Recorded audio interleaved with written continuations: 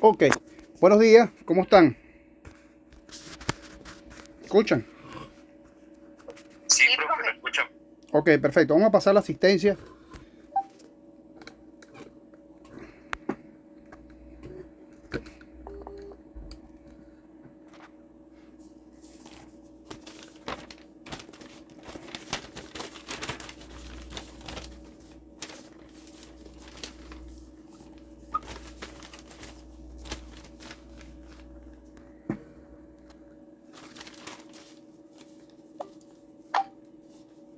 Ok, Castillo Anzola, Mauro Alexander.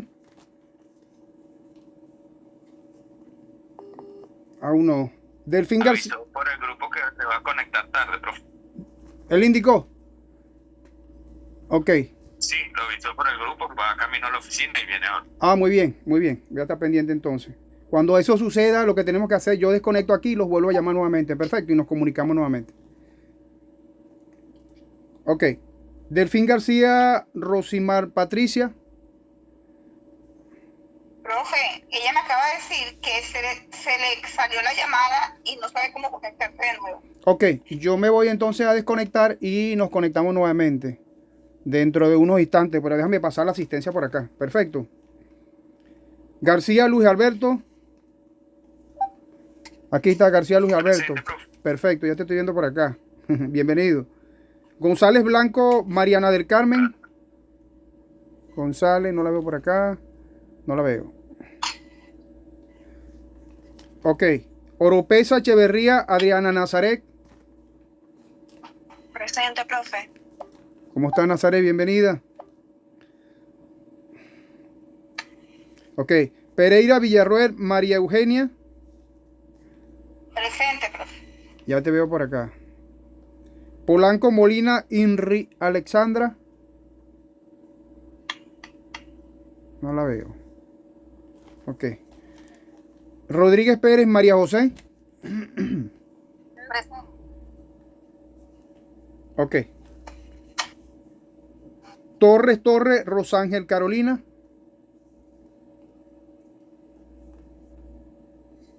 Ok. Valenzuela Segura, Roxeli. Por aquí. No. Varela Canelo, Thais Judith.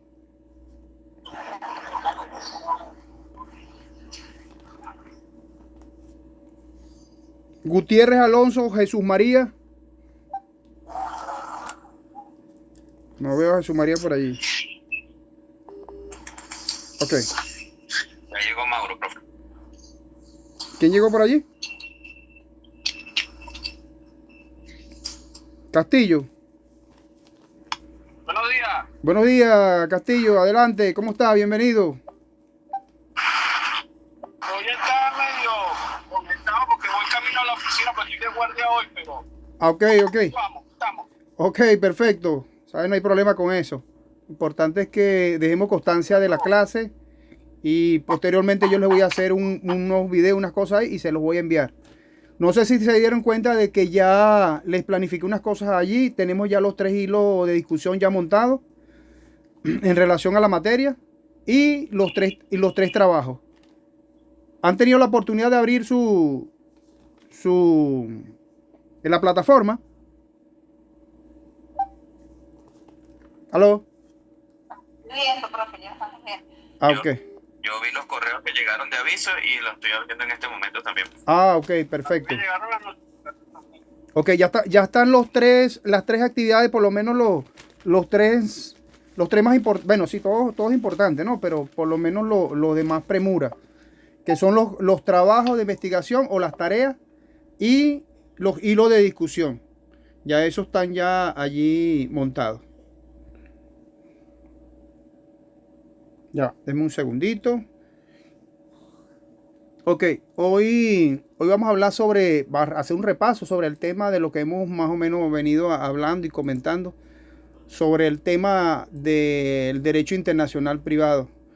Vamos a hablar un poquito en relación a la noción, lo que es la parte de la conceptualización de la materia, en relación a este primer tema. aunque ese tema ya lo habíamos discutido un poquito acá. Vamos a aperturar un poquito acá y vamos a comenzar con la clase número 2, pero en relación al primer tema, que trata sobre el derecho internacional privado, su conceptualización, su naturaleza y objetos y fuentes. Lo que es la parte de objetos y fuentes un poquito también un poco extensa, ¿no? Así como la evolución histórica de los distintos sistemas doctrinales en materia de derecho internacional.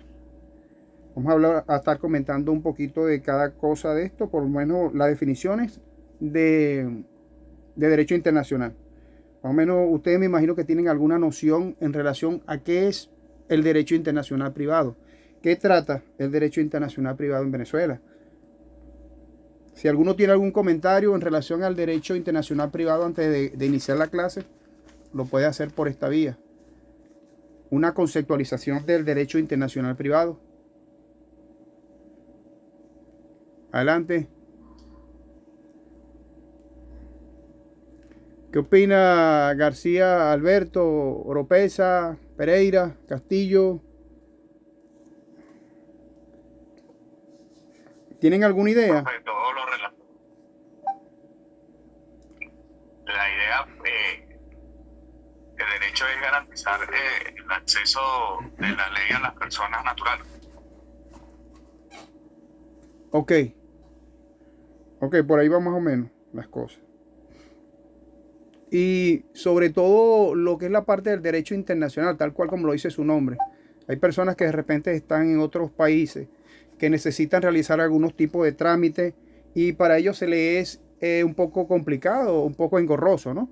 Y entonces a través del derecho internacional privado se realizan una serie de situaciones que les van a permitir a estas personas estar solventes en cuanto a sus documentaciones, su tipo de procesos, en cuanto a la parte civil, la parte penal, la parte mercantil, la parte marítima. Incluso tocamos un tema allí importante en relación al tema marítimo, que colocamos allí un tema de discusión que es interesante. Allí tienen las fechas de inicio y las fechas de cierre. Hay algunos que no les va a abrir, ¿por qué? Porque tienen una fecha determinada de inicio. Es decir, una vez que comience uno y termina en cierta fecha, desde esa fecha que termina, arranca el otro, el hilo de discusión, igual que el trabajo. Más sin embargo, si prefieren que de repente se los deje libre para que usted tenga como más espacio o más tiempo para realizar las actividades, perfectamente se los puedo hacer sin ningún tipo de inconveniente. ¿Estamos claros? Ok, igual va a ser con el tema de los temas que vamos a asignar para realizar los proyectos. Hay unas definiciones en cuanto a lo de los proyectos porque hay una serie de exigencias, ¿no? Por parte del decanato y por parte de la misma Escuela de Derecho de la Universidad José María Vargas para realizar los temas del proyecto. Ese proyecto es importante. Acuérdense que habíamos discutido que el proyecto valía 300 puntos, ya no vale 300, ya esto vale 250. Ellos pasaron ayer una programación nueva y ajustaron a la medida de cada ponderación. Porque acuérdense que teníamos un examen 3, que es como decir un examen parcial, y eso lo habíamos explicado, que lo habíamos agarrado para hacer lo del proyecto y que valía 300. Pero no, ahora va a valer 250, que fue la ponderación que hicieron. ¿Estamos claros con eso? De todas maneras, ahí está toda la programación. La pueden visualizar una vez que se metan en la plataforma cuánto vale cada cosa. Entonces les da un 100%, es decir, 1000 puntos. 1000 puntos que van a ser evaluados de esa forma. Ya por lo menos allí tienen ya bastante adelantado los 3 trabajos, los 3 hilos de discusión, que son importantes. Nos quedaría entonces pendiente para realizar luego lo de los exámenes a su hora y su fecha pautada. Es importante, muchachos, si ustedes tienen algún inconveniente para esa fecha, me lo indican con tiempo en relación a lo del examen, ¿ok? Para yo tomar las medidas correctivas y por lo menos para que ustedes puedan presentar. Lo importante es que nadie se quede aquí sin ser evaluado, sin presentar sus asignaciones y para que tengan su nota. ¿Estamos claros? Positivo, claro. Ok, perfecto. Hoy vamos a hablar un poco de las definiciones o la conceptualización del derecho internacional privado. Le estaba preguntando a ustedes si tienen alguna noción, porque eso lo vamos a ver ahora en este tema, un concepto de lo que es la parte del concepto del derecho internacional privado en sí, pues. Si tienen alguna noción, alguna idea de qué se trata, me lo pueden indicar por acá antes de yo iniciar la clase directamente de este tema número 1. ¿Alguien, alguna Se opinión? encarga de regular las relaciones jurídicas privadas de los componentes extranjeros, ¿no? Es correcto. Ajá. Bueno, yo, nada más eso. Oropesa, ¿cómo está? Ok, perfecto, perfecto. ¿Alguien más tiene alguna idea? Muchachos, aquí no tengan miedo de nada, ¿vio? Puede ser que ustedes están ya a un paso ya de salir de la universidad, graduados ya, y continuar sus estudios. Ok, bueno, vamos a continuar entonces con el tema número 1. El concepto de derecho internacional privado. Vamos a tratar aquí lo que es la parte de los conceptos, el objeto, características, su naturaleza, objeto y fuente, y la evolución histórica de los distintos sistemas doctrinales. Esto, en cuanto a la evolución, es un poco extensa, ¿no? Pero vamos a tratar lo posible de que sea lo más corta posible para ir por lo menos adelantando en cuanto a los temas. El derecho internacional privado, por lo general, va a regular las relaciones jurídicas que surgen como consecuencia de un derecho privado y un derecho mercantil. No puede afectar normas de orden público. Estas comunicaciones están en las normas de negociaciones que hoy en día se hacen tan rápido y han obligado a todas las naciones a hacer tratados y acuerdos. Acuérdense que habíamos hablado de los acuerdos, de los tratados. Como son temas internacionales, la misma constitución nuestra no los establece. Aquí también vamos a trabajar un poco con el Código Civil. ¿Se acuerda que le habíamos dicho que íbamos a tratar unos temas civiles acá en relación a lo que se hace aquí, por lo menos los del registro civil, aquí en forma interna, allá se va a hacer de forma externa, pero a través de un organismo internacional. Es casi lo mismo, pero a través de otras jurisdicciones. Ok. Entonces, los tratados y acuerdos internacionales establecen el ordenamiento jurídico positivo que va a ser sobre las negociaciones o transacciones realizadas. Esto más que todo cuando las personas tienen algún inconveniente en otro estado. Imagínense ustedes, por ejemplo, que hayan cerrado una embajada o el país haya roto relaciones diplomáticas con ese país. Entonces, tratan en lo posible de por lo menos, tratar lo posible de resolver esas controversias, ¿no?, existentes de forma diplomática, para que la persona que esté allá no se quede como en el limbo y traten de resolver sus inconvenientes. Por ejemplo, vamos a colocar un caso hipotético en el caso de, por ejemplo, que un matrimonio, unas personas contraen matrimonio en Caracas y viven en La Guaira y tienen una controversia y deciden divorciarse por X circunstancias. Quieren hacer una separación de cuerpos para luego convalidarlo en divorcio, y el tribunal competente se considera donde tenga su domicilio. Generalmente es donde la persona tenga su último domicilio. Un domicilio común que no es más que, por ejemplo, en este caso sería el de La Guaira, ¿no? Tenemos también un caso, por ejemplo, podemos poner un caso, por ejemplo, una persona que está en Francia y se casa con una venezolana. Un francés se casa con una venezolana, conociéndose, por ejemplo, vamos a poner en Bonaire, en Aruba, y entonces deciden ellos contraer un matrimonio, pero establecieron su residencia en Venezuela, donde fallece uno de los cónyuges posteriormente, y luego se vinieron a vivir a Venezuela. ¿Y qué pasa allí? Uno de los dos cónyuges conoce posteriormente de esa sucesión, por supuesto. Ellos se casaron y van a pelear o van a por lo menos a hacer valer su derecho en cuanto a la sucesión de la persona fallecida, el del cujus.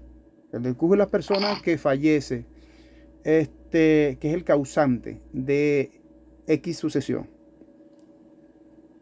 Entonces, a eso se refiere lo que es la parte de la naturaleza del derecho internacional privado. Su naturaleza.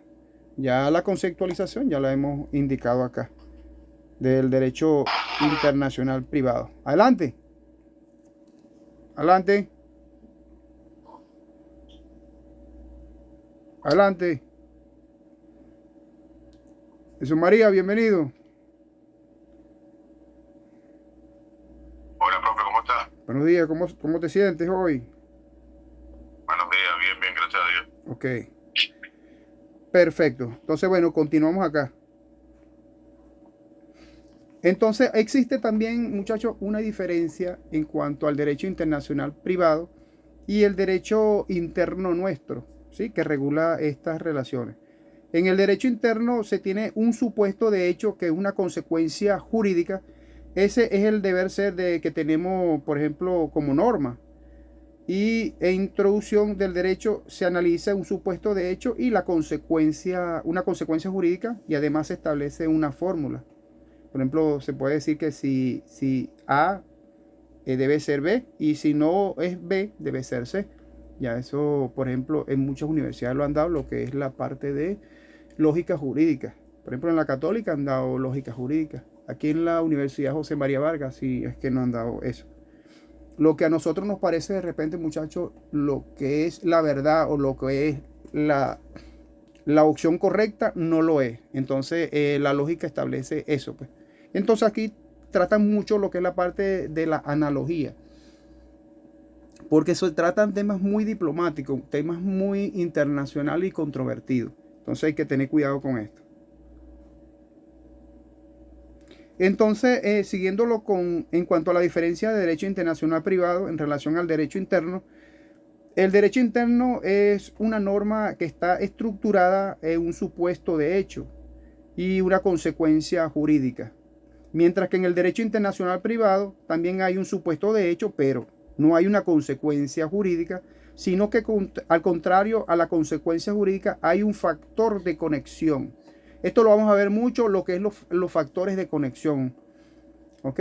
Que es lo que estamos indicando, el que se va a determinar quién va a aplicar esa consecuencia jurídica, que va a determinar y establecer entre los dos el ordenamiento jurídico positivo, llamados a conocer cuál de ellos es el posible que aplique o puede aplicar a las consecuencias jurídicas. Ello es porque por lo general es una jurisdicción venezolana, remita, ¿verdad? Esta remita por mandato al factor de conexión, a un ordenamiento jurídico extranjero, para que conozca de la controversia y en consecuencia aplique una decisión. Cuando se llegue a esta instancia y se diga que no es competente o es otro estado que tiene que conocer del asunto. Simplemente Venezuela es competente, en este caso, ya que este tema va a desarrollarse en cuanto al reenvío. Y entonces, ¿cuáles son esos factores de conexión? Por ejemplo, tenemos las conexiones que están muy relacionadas con los principios de derecho internacional privado, y entre ellos están el estatuto personal. ¿Qué es el estatuto personal, muchachos? Es el factor de conexión. Es el factor de conexión que establece que el Estado y la capacidad de las personas se rige por el derecho o por la ley de su domicilio. Ya habíamos hablado que el último domicilio es el que siempre se toma en cuenta a la hora de dirimir alguna controversia de esta naturaleza. Perfecto. Y entonces se toma muy en cuenta lo que es el último domicilio de la persona. Y de allí empiezan por lo menos a tratar de resolver esa controversia existente.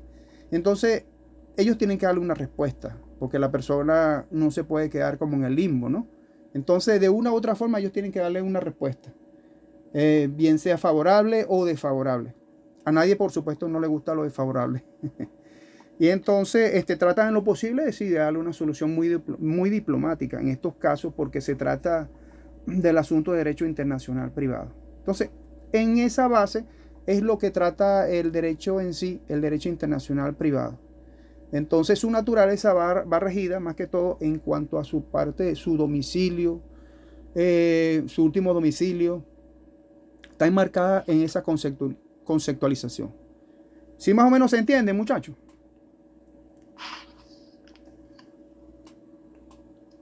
Sí, profe. De todas maneras, yo aquí va a quedar el video grabado y yo le voy a pasar posteriormente una guía muy expedita, muy clara para que ustedes más o menos tengan más ideas en relación a esto. Hay muchos autores que hablan en relación a estos conceptos, a esta naturaleza, la fuente, la evolución histórica. E incluso una alumna creo que me preguntó me preguntó sobre una recomendación de un libro. Me puso me colocó 2 libros. Yo le dije, bueno, Ontivero Pauline, que es el que generalmente la gente, el más común, pues, que siempre la universidad ha tratado. Pero hay otros autores también que son muy importantes, ¿sí? Yo se los voy a hacer llegar en el transcurso de la semana. Unos autores que también están muy a la vanguardia en cuanto al derecho internacional privado se refiere.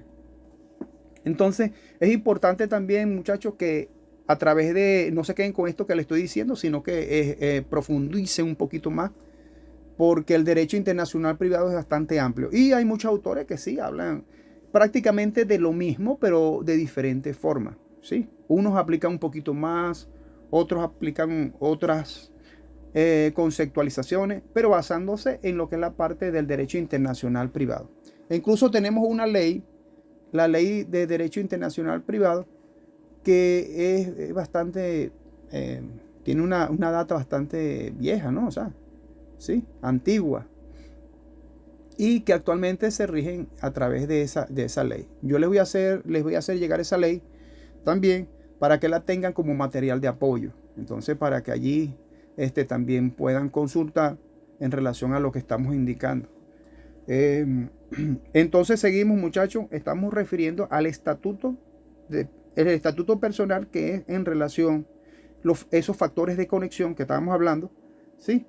Este factor de conexión establece que el Estado, es la capacidad de las personas, el Estado de las personas se rige por el derecho o por la ley y su domicilio. Volvemos otra vez con el domicilio.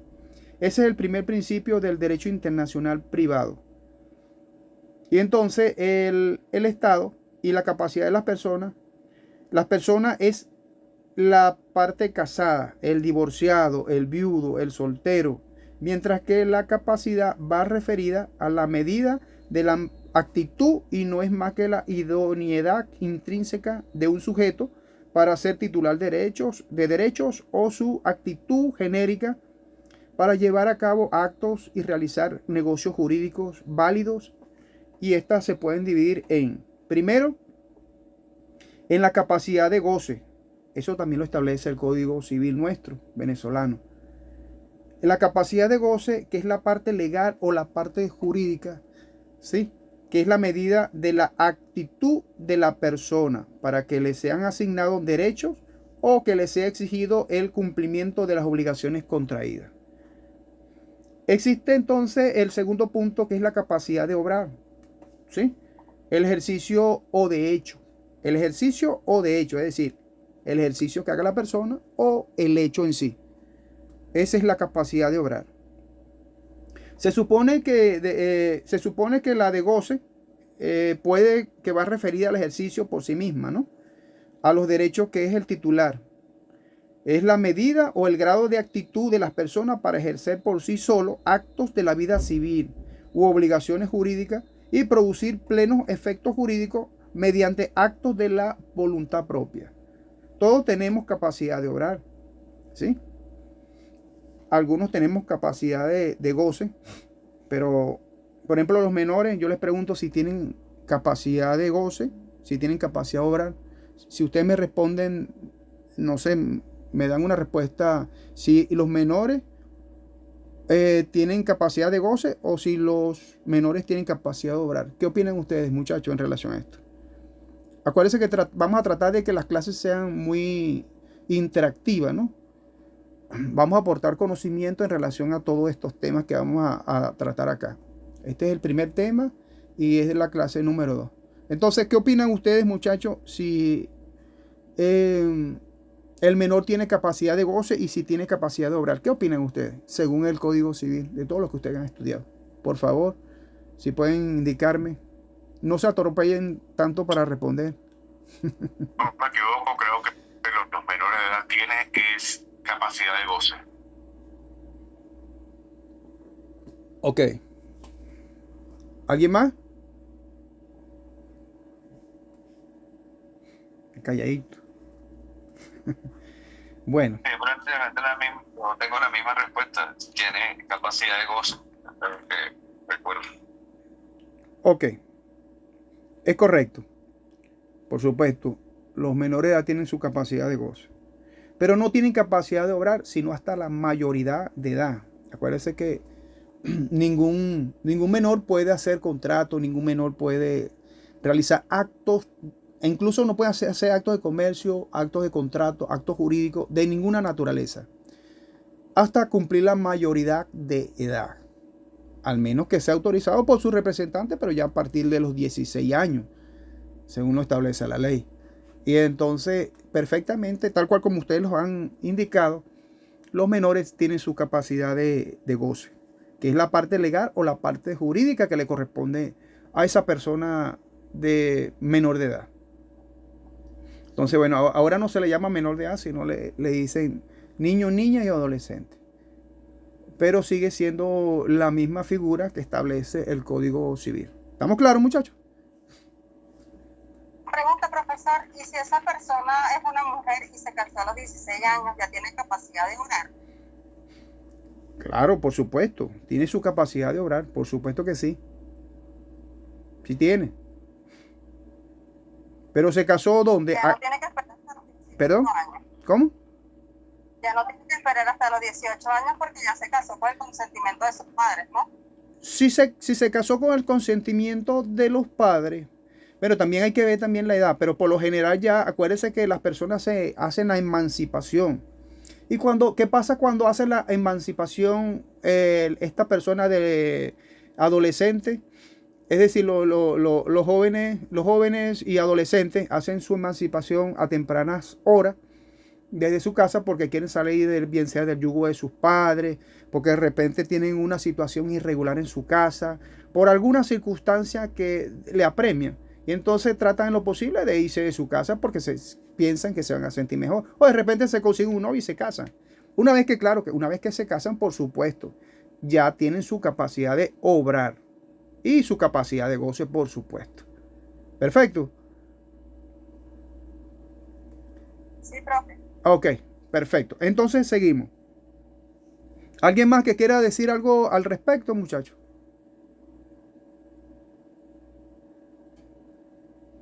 Ok. Ok. Vamos entonces, perdón. Habíamos indicado que la capacidad de goce es la medida de la actitud de una persona para que le sean asignados derechos o le sea exigido el cumplimiento de las obligaciones contraídas. Y la capacidad de obrar es el ejercicio de hecho. El ejercicio, es decir, lo que tú hagas, el ejercicio o el hecho, lo que tú hagas. Se supone que en la parte de goce, porque está referida al ejercicio en sí mismo de los derechos de que es titular. A medida de que el grado de actitud de las personas para ejercer por sí solo de la vida civil y las obligaciones jurídicas y producir plenos efectos jurídicos mediante actos de propia voluntad. Es lo que estamos hablando, indicando en este momento. Lo que me preguntó la señorita, ¿quién fue el que me preguntó ahorita? Rodríguez. Ok. Sí, Rodríguez. Ok. Perfectamente. Ellos, por ejemplo, cuando se casan ya, que son menores de edad, ya se emancipan. Y entonces, por supuesto, el Estado automáticamente le da esa figura de capacidad de obrar y su capacidad de goce. pueden hacer sus contrataciones y hacer sus cuestiones legales, pues. Ok, seguimos entonces acá. Entonces tenemos que la diferencia de la cualidad con la capacidad, ¿sí?, es la medida de la actitud para ser sujeto de derechos y obligaciones. Muchas veces nos encontramos, muchachos, que esta capacidad está limitada por una excepción de la ley y le permite que completamente a través de un representante, tutor o por un curador. También puede darse esa situación. Como les indiqué anteriormente, por lo general el menor de edad no tiene esa cualidad que le indica la ley. Entonces necesita nombrar un curador, un tutor, y entonces para que realice algún tipo de acto de esa naturaleza. Pero ya a partir por lo general a partir de los 16 años, que tienen por lo menos esa capacidad de obrar. Ok. Entonces tenemos también el estatuto personal, que está dividido a la vez por la nacionalidad y por el domicilio. Estos son los dos que habíamos hablado anteriormente. En el artículo 9 del Código Civil establece, si alguien tiene por ahí el Código Civil en la mano, también lo pueden leer, por favor. El artículo 9 dice que las leyes concernientes al Estado, vamos a buscarlo por acá, ya va. Ok. Las leyes concernientes al Estado y capacidad de las personas obligan a los venezolanos, aunque residan o tengan su domicilio en país extranjero, muchachos. ¿Ok? Entonces, ¿qué dice esto? ¿A qué se refiere? Que el estatuto personal implicado en el artículo precedente, es decir, en el artículo 9, es la nacionalidad. Ello indica que las leyes venezolanas van a perseguir a sus nacionales donde estén. Pero eso no es de todo cierto, no es totalmente cierto. Porque la ley internacional privada restringe, según el artículo 9 del Código Civil, que es lo que estamos viendo, en cuanto a lo que se refiere a la nacionalidad, y establece en el artículo 16 de la Ley de Derecho Internacional Privado, si la tienen por allí, la existencia, estado y capacidad de las personas se rigen por el derecho y su domicilio, que es lo que estamos hablando en este momento.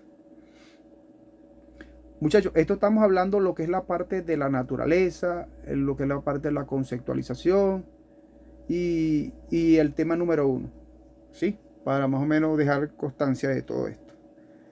Entonces, según el artículo 63 de la Ley de Derecho Internacional Privado, se derogan todas las disposiciones que regulen la materia objeto de esta ley. Entonces, podemos hacer un análisis muy certero que en función a dicho artículo se deroga el artículo 9, ¿verdad?, del Código Civil.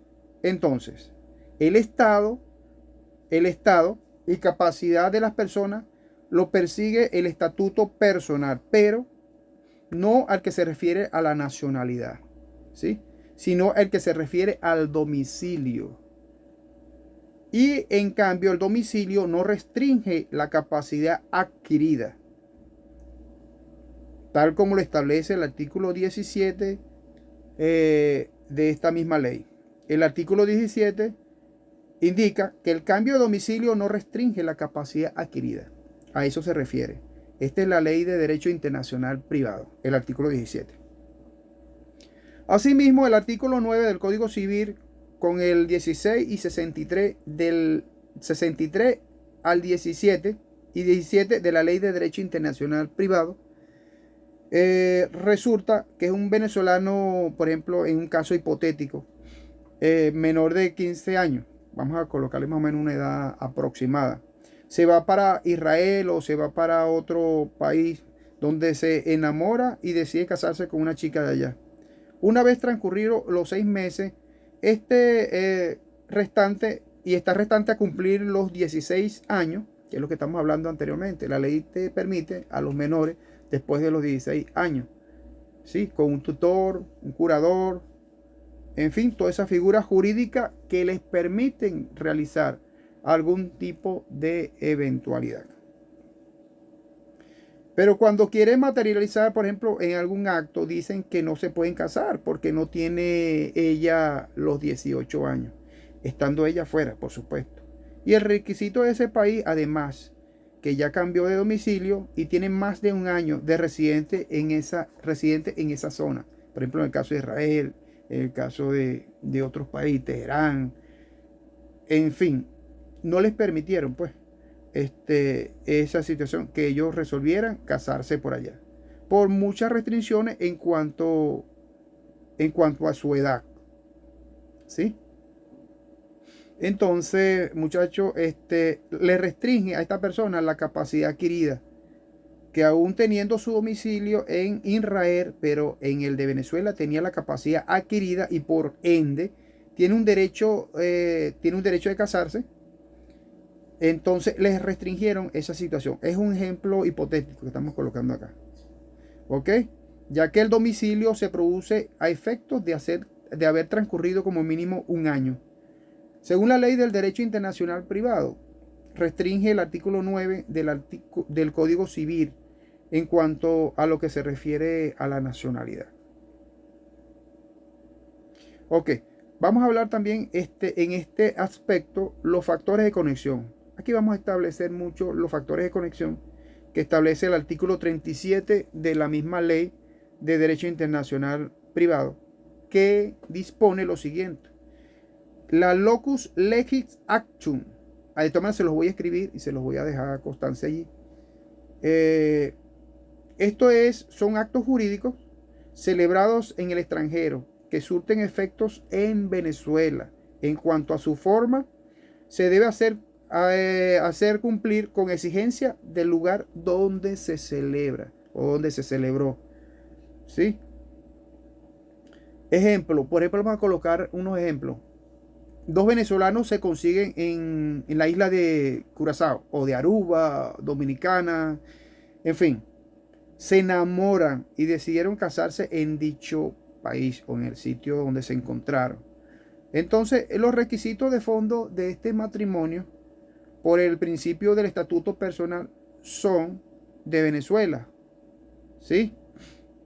Porque ambos son venezolanos y tienen su domicilio en Venezuela. Mientras que las dos de forma en cuanto al matrimonio van a regir por la ley lugar donde se van a celebrar ese matrimonio. Para que dicho acto sea celebrado, por ejemplo, en los países que mencioné, Aruba, en República Dominicana o en Curazao o en cualquier islita que nosotros, por ejemplo, nos consigamos una novia y nos queramos casar, entonces debemos cumplir con esas normativas internas de ese país para nosotros podernos contraer las nupcias o podernos casar, porque hay una serie de requisitos o elementos que nosotros debemos cumplir a la hora de poder dar ese paso tan importante para el ser humano. Uno se casa una sola vez, del resto. Y entonces, nada, ¿van entendiendo esto, muchachos? No se me duerman. Sí, profe. Ok, perfecto. Sí, profe. Ok, de esto trata más que todo esta parte del derecho internacional privado. De todas estas situaciones de las personas que quieran hacer, por ejemplo, si quieren hacer lo que nosotros hacemos en vida civil aquí en Venezuela, ellos lo hacen de esa forma, pero a través de las normativas internacionales en otros países.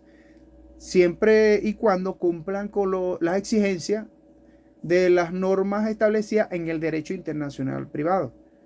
Por supuesto, nosotros no podemos ir en contra de lo que diga el ordenamiento jurídico, tanto de Venezuela, que existe una ley de derecho internacional privado, y los ordenamientos jurídicos o los tratados establecidos con ese país.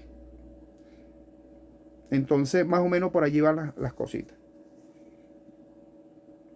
Ok. Perfecto. De la forma y prueba de los actos, vamos a hablar un poquito de esto.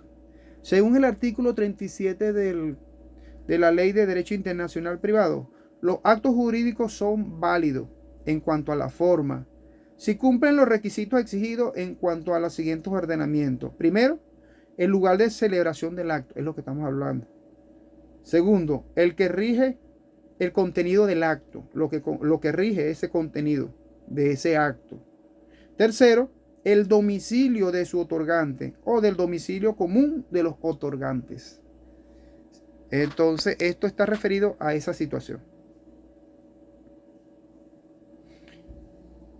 Ok, el artículo 53 de la Ley de Derecho Internacional Privado está referida a las sentencias extranjeras que tendrán efecto en Venezuela siempre que reúnan los siguientes requisitos. Primer requisito, tenemos que hayan sido dictadas en materia civil o mercantil o en general en materia de relaciones jurídicas privadas. Segundo, que tengan fuerza de cosa juzgada, de acuerdo con la ley del Estado o en el que han sido pronunciadas. Tercero, que no versen sobre derechos reales respecto a bienes inmuebles situados en la República o que no se haya arrebatado a Venezuela la jurisdicción exclusiva que le correspondiera para conocer el negocio. Cuarto, que los tribunales del Estado sentencien y tengan jurisdicción para conocer de la causa de acuerdo con los principios generales de la jurisdicción consagrados en el capítulo 9 de esta misma ley de derecho internacional privado. Quinto, que el demandado haya sido debidamente citado con tiempo suficiente para comparecer y que se le hayan otorgado en general las garantías procesales que aseguren una razonable posibilidad de defensa. Y sexto punto o sexto numeral, que no sean incompatibles con sentencias anteriores y que tengan la autoridad de cosa juzgada y que no se encuentre pendiente ante los tribunales venezolanos un juicio sobre el mismo objeto y entre las mismas partes, iniciado antes de que se hubiera dictado la sentencia extranjera. Esto es en relación, muchachos, a la eficacia de las sentencias extranjeras, que tendrán efecto en Venezuela siempre que reúnan estos requisitos que les acabo de mencionar. Entonces también existe una diferencia entre los requisitos de forma y los de fondo. Los requisitos de forma son todos aquellos a seguir para el formato de demanda, los márgenes, las estructuras, buena redacción y orden. La falta de ellos pueden ser subsanados, mientras que los requisitos de fondo son los más importantes y fundamentales en que se basa el acto en cuestión. La fundamentación jurídica, los artículos en que nos basamos, la legitimación e intereses para obrar y la falta de uno sería improcedente en el acto. Entonces, es importante tomar en cuenta, muchachos, lo que es la parte de los requisitos de fondo. Esos son los más importantes. Y eso lo vamos a ver siempre. Los requisitos de fondo, por ejemplo, te mandan a subsanar alguna, por ejemplo, si vas a realizar una querella, si vas a realizar algún tipo de escrito ante un tribunal competente, generalmente te mandan a subsanar, te mandan a corregir, y entonces tenemos un tiempo prudencial para realizar esa subsanación, según lo establece el Código de Procedimiento Civil, en este caso. ¿Sí? Bueno, seguimos entonces en cuanto a estas diferencias. El otro principio del derecho internacional privado, que también es un factor de conexión, se denomina, primero, la lex rei citae. La lex rei citae. Esto se refiere a los bienes muebles e inmuebles que se van a regir por la ley del lugar donde estén situados, donde estos se encuentren. Y el otro principio del derecho internacional privado, que es un estatuto o un factor de conexión, se denomina la autonomía de la voluntad, que es la voluntad de las partes, o el mutuo consenso, que es el mutuo acuerdo, Si les suena esa palabra, mutuo acuerdo. Eso lo van a ver mucho ustedes cuando vayan a realizar sus actos, su representación con sus clientes, ¿sí? Para dirimir una controversia, el mutuo acuerdo. ¿Sí les suena algo? Bueno, seguimos. Referido a esta materia, en esta parte contractual, entonces, ahí existe un detalle importante, que es el que el derecho internacional privado solo va a conocer el derecho privado y el derecho mercantil, pero no podría conocer o relajar las normas que sean de orden público. Acuérdense que las normas de orden público no se relajan. Entonces, las partes pueden relajar la ley que van a aplicar o utilizar en cuanto a cualquier controversia.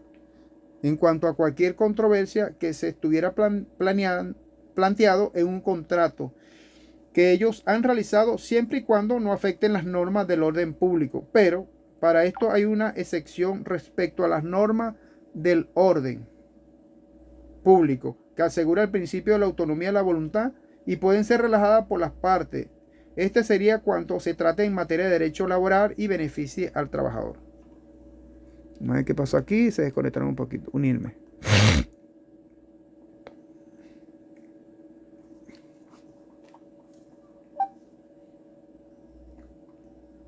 Buenas. Estamos de vuelta nuevamente. Excelente, profe. Sí, se había desconectado un poco que el internet está un poquito fallando también. Bueno, continuamos entonces lo que estamos indicando, que estamos hablando de los factores de conexión y el fundamento de la eficacia extraterritorial de las leyes y la sentencia. Entonces, para este fundamento existe la ley con respecto a una sentencia. La ley es un acto sancionado por la Asamblea Nacional. Ya conocemos que es una ley, ¿verdad que sí? Adelante. ¿Me conectaron? Sí, profe, se le escucha bien. Ok, perfecto. Ok. Ustedes saben que es una ley, ustedes saben que es una costumbre, ustedes saben que esto, que es una ley. ¿Saben qué es la ley? ¿Saben qué es la costumbre? ¿Sí? Aquí a veces también impera un poquito de esto. De la ley, bueno, la ley por sí está en todos lados, ¿no?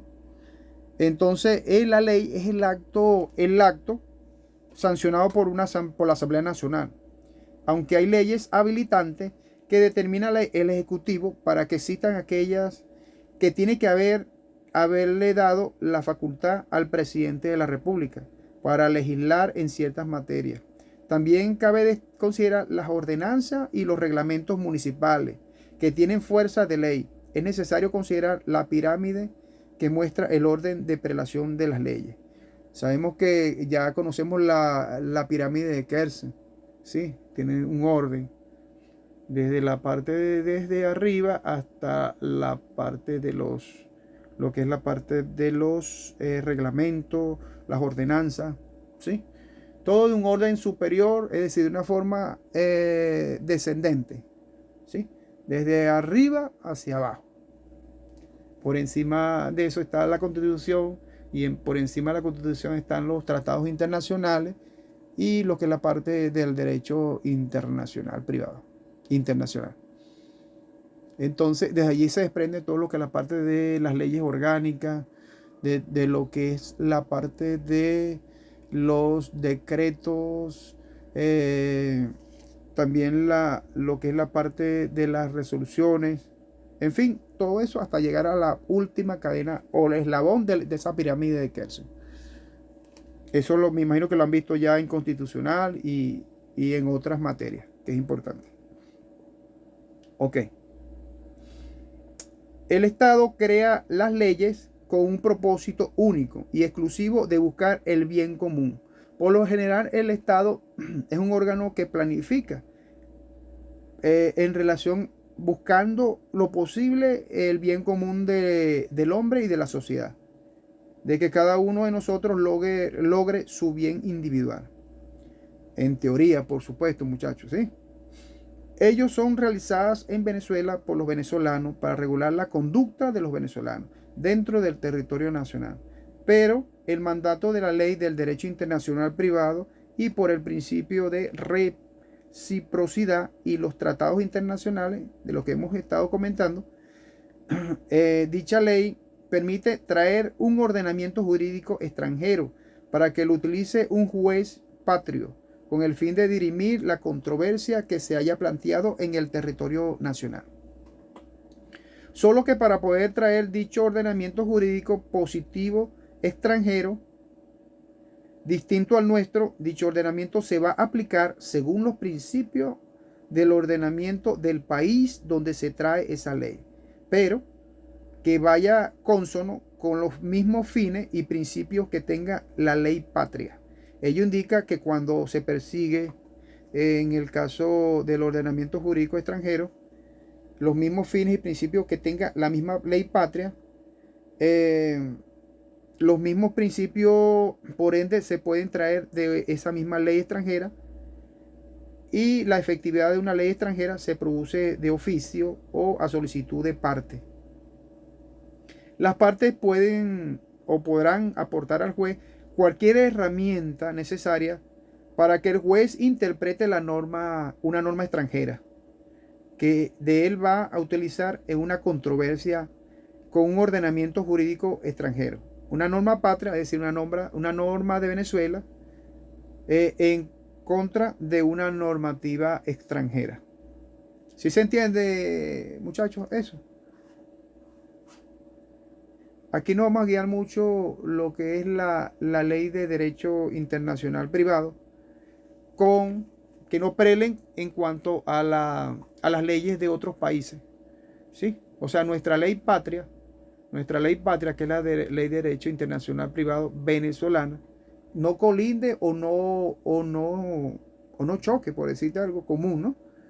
Con esa ley extranjera del país en donde se encuentre la persona que va a tratar de dirimir algún conflicto, alguna cosa, bien sea civil, bien sea un caso penal, bien sea un caso marítimo, comercial, en fin, que no colinde con esa ley internacional. Eso es importante, muchachos, que no colinde con esa ley. Una consulta, sí, ok. Colocando ese ejemplo que usted dice, un ejemplo, Colombia tiene su ley y nosotros tenemos nuestra ley. Es correcto. Pero en un dado caso, nos iríamos a la ley internacional. A la ley internacional, correcto. ¿Es así? Es correcto. Y por lo general de donde tú te encuentres, por ejemplo, acuérdese que hablamos de la parte del domicilio. Entonces, si tú tienes un domicilio, por decirte algo, tu domicilio está aquí en Venezuela, eso te va a prelar un poco en cuanto a las acciones que vayas a realizar en ese país, ¿sí? Por ejemplo, si no estás residenciado en Venezuela y tu residencia estás aquí en Venezuela, por supuesto, es por aquí donde tienes que hacer la situación de la controversia. Pero tratando lo posible de que ninguna ley colida o que choque con una norma internacional. Por ejemplo, en los casos, el que estamos hablando, un caso hipotético del matrimonio, que se conocieron y se quisieron casar en una isla, y entonces se van a regir no por el domicilio, sino por las normativas internas de ese derecho internacional, es decir, las normativas de ese país. Así como nosotros también tenemos nuestras normativas internas, nuestras normativas patrias, en cuanto al matrimonio, en cuanto a algunos actos que debemos realizar acá, ellos también lo tienen. Entonces hay que dirimir siempre cuando existe, por supuesto, una controversia en cuanto a la decisión de dónde se va a realizar ese acto particular. Perfecto. Y ahora, hay países, ejemplo, ahorita hablo de Colombia, somos miembros de un pacto internacional, de Colombia, pero si el otro país no es miembro de ese pacto internacional y un venezolano está en ese país, sus derechos son violados en ese país, ¿cómo se haría cómo haría Venezuela en este caso? ¿Cómo haría ese ciudadano? Ok, por lo general, por ejemplo, ellos toman en cuenta, por ejemplo, lo que está pasando actualmente.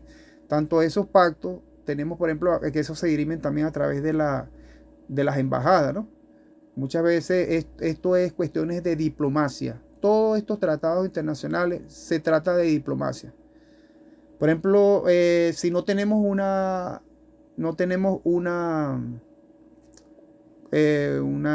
¿cómo se llama esto? Una representación diplomática en ese país y estamos así como acéfalos, es decir, que no hayamos a dónde acudir. Nosotros deberíamos, por ejemplo, dirigir alguna comunicación a un organismo, por ejemplo, a ese organismo, por ejemplo, en este caso que estás indicando, de este grupo, y dirimir esa situación y que ellos sean los que decidan en cuanto a la situación de estas personas. Pero por lo general, por ejemplo, en Venezuela tiene muy buenas relaciones con Colombia, ¿no? ¿Sí? A pesar de toda la situación política existente, que esos son otros temas que, bueno, ya nosotros sabemos cómo es la situación. Pero por lo general se vislumbra pues, de esa situación, de un orden diplomático, a través de las embajadas, de ese país. ¿Sí? ¿Aló? ¿Aló? Castillo. García. ¿Aló?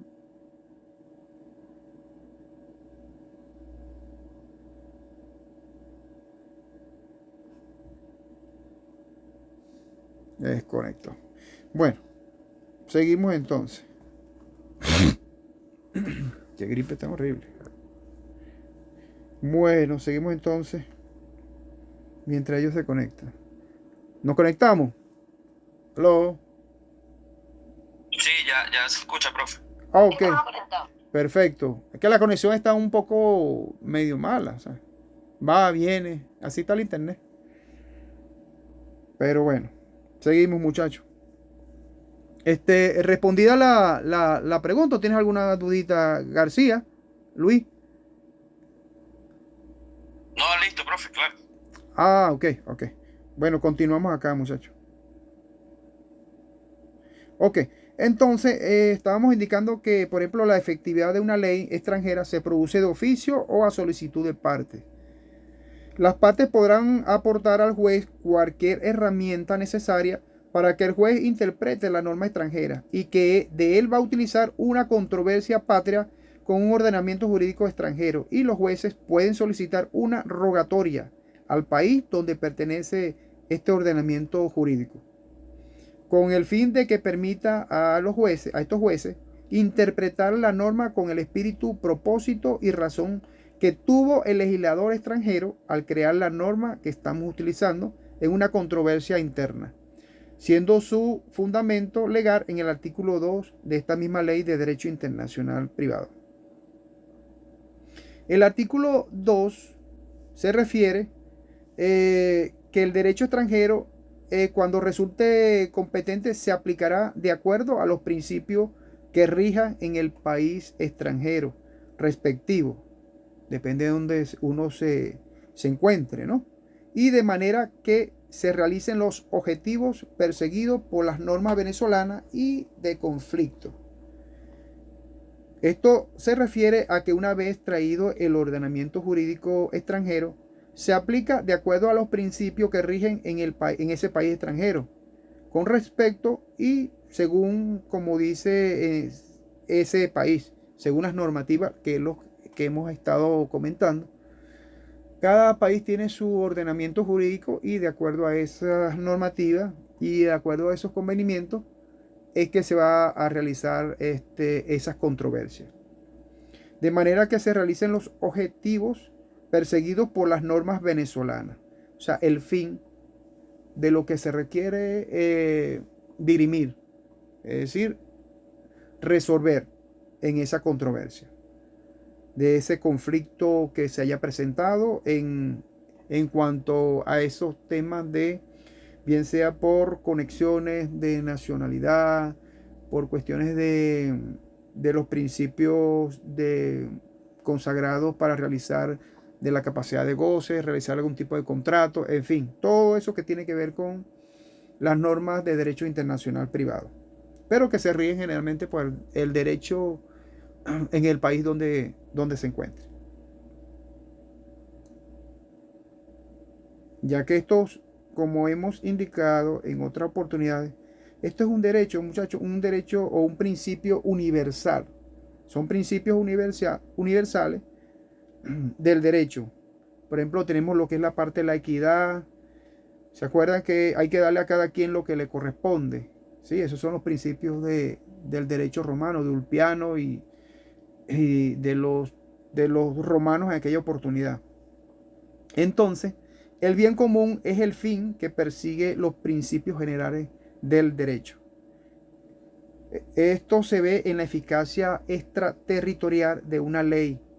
Por ejemplo, me traigo una ley extranjera para que un juez patrio, es decir, de aquí de la nación o nacional, la utilice dentro de nuestra jurisdicción para tratar de dirimir una controversia del cual una de las partes o ambas se hace acreedor del derecho de utilizar un ordenamiento jurídico extranjero, en concordancia con el artículo 60 de esta misma ley de derecho internacional público. Ok, ¿qué establece, muchachos, el artículo 60 de la ley de derecho internacional público, privado? Ok, establece que el derecho extranjero va a ser aplicado de oficio y las partes pueden aportar informaciones relativas al derecho extranjero aplicable y los tribunales y autoridades podrán dictar las providencias tendientes al mejor conocimiento de esta materia. Es decir, que aquí se establece que además que se produce el oficio a solicitud de la parte y que las partes pueden aportar cualquier herramienta necesaria para el esclarecimiento o que el juez puede por vía rogatoria solicitar un análisis o interpretación de esta misma norma. Ya que cuando un derecho extranjero es plurilegislativo, hay muchas normas que se pueden interpretar y otras que colindan entre sí. Que hay normas que colindan entre sí y para saber cuál es el ordenamiento jurídico extranjero, cuál es el que se va a aplicar en esa nación o en ese país. De acuerdo a los principios de derecho extranjero y no del derecho interno. Aquí siempre se va a tomar en cuenta, muchachos, lo que es los principios del derecho internacional privado, lo común entre las dos naciones, para tratar de dirimir estas controversias o estos conflictos. Aquí lo importante es que ellos resuelvan de la forma más pacífica, tal cual como lo establece la ley, y diriman todos esos conflictos de la forma más conveniente para ambos países. No pueden quedar países enemigos, no pueden ponerse, por ejemplo, a realizar lo que esté al margen de la ley. No, al contrario. Ellos tienen que ser las personas que van a tratar de solucionarle, por lo menos en nuestros casos, a los connacionales, lo que nosotros llamamos los patrios o connacionales, ya que la ley nuestra los persigue hasta cualquier lugar donde ellos se encuentren, porque tenemos una ley que de por sí debería darle una respuesta aceptable a esa persona que trata en lo posible de llevar su situación ante un, por ejemplo, un tribunal, pero que esté afuera, pues de eso se trata. Porque si fuese de forma interna, ya nos tocaría a nosotros dirimir las controversias a través de los tribunales de primera instancia, tribunales municipales, de acuerdo a la naturaleza de cada persona o el objeto que haya percibido, es decir, lo que haya pretendido la persona realizar, bien sea en materia penal, bien sea en materia civil, en fin, todas esas controversias o situaciones que nosotros nos propongamos. Es más fácil, por supuesto, para nosotros, estando aquí en Venezuela, aplicar, por supuesto, el derecho interno. ¿Sí? En cambio, cuando se trata de los nacionales o patrios, generalmente nos vamos a la ley de derecho internacional privado. Bueno, seguimos acá. Entonces, el artículo primero de la ley de derecho internacional privado habla sobre los supuestos de hecho que están relacionados con los ordenamientos jurídicos extranjeros y se regulan por las normas del derecho internacional público sobre la materia en particular. Estas están establecidas en los tratados internacionales vigentes en Venezuela, En su defecto, se aplicarán las normas de la ley del derecho internacional privado venezolano. A falta de ella, se utilizará la analogía, que era lo que estábamos indicando, de lo que es la parte analogía jurídica, que le estaba indicando al principio que nosotros acá en la universidad no vemos esa analogía. Más sin embargo, en el transcurso de la carrera sí, por supuesto, hemos estado estudiando, infiriendo en cuanto a ese concepto, ¿no? En cuanto a ese concepto de lo que se refiere a ese análisis. Ok. Seguimos entonces por aquí. La analogía, que estamos hablando de la analogía. Se dice que la analogía no es vinculante para el juez. Entonces, de no ser conseguido en la analogía, se remite a los principios generales del derecho internacional privado, que son estatutos personal, la locus regis actum, eso se lo voy a escribir por allí, la lex reis excitatis y el de la autonomía de la voluntad, que esos son los temas que ya hemos explicado hoy. Luego tenemos, muchachos, una sentencia, que es una autodecisión judicial referida a un fallo que es emanada a través de un juez, de un tribunal o del órgano jurisdiccional en el nombre de la República y por la autoridad de la ley, y que consta de 3 partes, que es la narrativa, la parte emotiva y la dispositiva de esa ley. Ok, antes que el jugador patrio se traía un otorgamiento jurídico positivo, entonces él va a tratar lo posible de diferir el nuestro para tomar una decisión dentro del territorio nacional. Acuérdense que siempre va a ser a favor, por lo menos en nuestro caso, a favor de nosotros, pues. Esa ley va a estar siempre a favor de nosotros. No puede ser una ley ingrata que no nos vaya a nosotros a favorecer. ¿Estamos claros? ¿Me están escuchando? No los escucho. Ok. Sí se entiende, ¿se escucha bien? Sí, profe, clarito. Perfecto. De todas maneras, esto a medida que ustedes les baje después el video y se pongan a escuchar las clases, van a comprender muchas cosas acá. Al principio, como les dije, esta es una materia bastante extensa. Se trata nada más y nada menos que el derecho internacional privado, imagínate, que se relaciona con la mayor parte de las normativas, ¿no? De lo que es la parte incluso de la ciencia, del derecho y con otras ramas. Entonces muy extensa. Tratado, convenio, leyes, costumbres, en fin, todo lo que tiene que ver con el derecho internacional privado. Pero como tenemos una ley de derecho internacional privado, por lo general tratamos en lo posible de resolver esa controversia a través de esa ley, la Constitución, el Código Civil y otras leyes nacionales. Acuérdense que por lo general nosotros vamos a estar favorables de acuerdo a esa ley. Seguimos entonces, muchachos. Ok, el artículo 53 de la Ley de Derecho Internacional Privado indica que las sentencias extranjeras tendrán efecto en Venezuela siempre que reúnan los siguientes requisitos. ¿Ok? Primero, que hayan sido dictadas en materia civil o mercantil y en general en materia de relaciones jurídicas privadas, pues estamos hablando del derecho internacional privado. Segundo, que tengan fuerza de cosa juzgada de acuerdo con la ley del Estado en el que han sido pronunciadas. Tercero, que no versen sobre derechos reales respecto a bienes inmuebles situados en la República o que no hayan sido arrebatados a Venezuela la jurisdicción exclusiva que le corresponde para conocer ese negocio. Y cuarto, tribunales del Estado que sean sentenciador tengan una jurisdicción para conocer de la causa de acuerdo a los principios generales de la jurisdicción consagrados en el capítulo 9 de esta ley. Esto lo estamos volviendo a retomar porque ya este punto ya lo hemos tratado anteriormente en esta misma clase.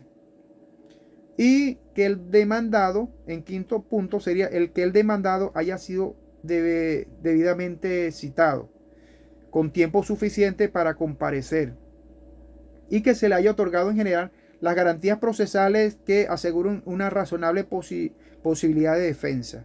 Aquí tienen que respetarle también su derecho a la defensa, tal cual como lo establece también nuestra ley, nuestra Constitución en su artículo 49, el de debido proceso, derecho a la defensa. Es importante tenerla siempre en cuenta para que no nos vulneren nuestros derechos. Ok. Y sexto, que no sean incompatibles con sentencia anterior y que tengan autoridad de cosa juzgada y que no se encuentren pendientes ante los tribunales venezolanos un juicio sobre el mismo objeto y entre las mismas partes, ya que iniciando se hubiera dictado la sentencia extranjera. Ok, entonces los ordinales precedentes se van a revisar en las clases anteriores. Ya hemos discutido este tema, ya que aquí vamos a tratar lo que es la parte también del exequatur. Yo creo que muchos lo hemos escuchado. El exequatur es una sentencia extranjera. Esto pasa mucho, muchachos, en cuanto la gente se divorcia, hacen los divorcios, por ejemplo, de telemática. Está muy de moda hoy en día el divorcio más común y el más rápido, lo que dicen en un divorcio rápido, es el divorcio por desafecto, según la sentencia 1070 del TCJ, ¿sí? Del TCJ, sí, el 16 del 16. Sí, es el 16, 1070 es la sentencia. Y entonces a través de esa sentencia, las personas que quieran divorciarse se lo hacen de forma muy expedita, muy rápida, ¿no?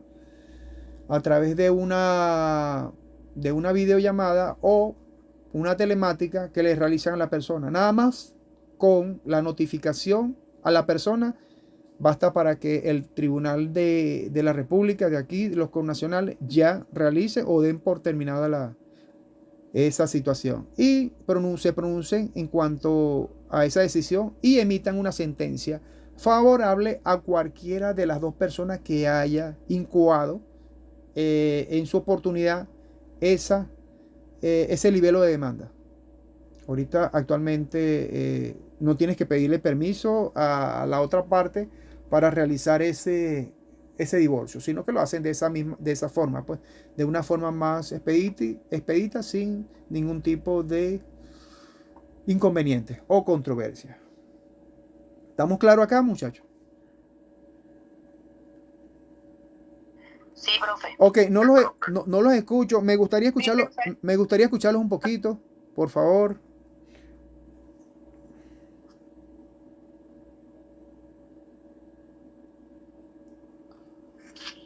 Bueno, profe, la teoría suena muy bien. En la práctica. Bueno, ya ¿sabe cómo es la práctica, no? Le he entendido súper bien. Ajá. Ha hablado de la ley del derecho internacional, mencionó el artículo 37 de los factores de conexión, habló del 53 de la sentencia. Muy bien. Habló de los requisitos de forma y de fondo. Ok.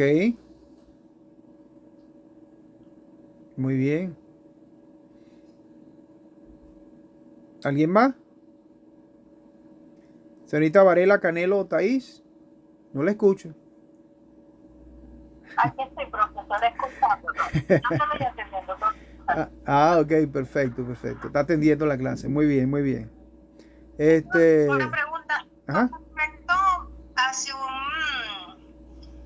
venezolano está detenido, preso, de 16 años, ya emancipado, en otro país, ¿en qué se hace en ese momento?